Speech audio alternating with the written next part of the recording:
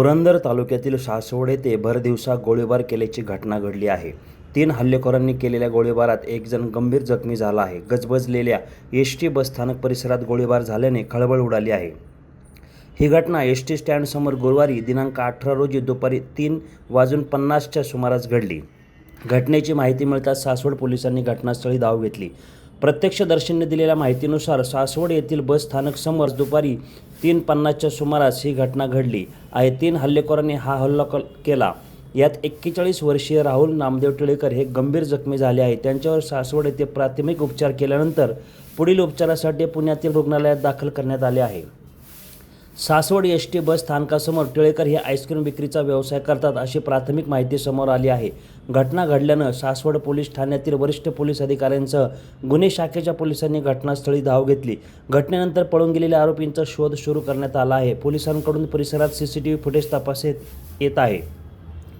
पुणे व ग्रामीण परिसरामध्ये सध्या गुन्हेगारीच्या अनेक घटना घडत असून कायदा व सुव्यवस्थेवर पोलिसांचे नियंत्रण राहिले नसल्याचा आरोप करण्यात येत आहे।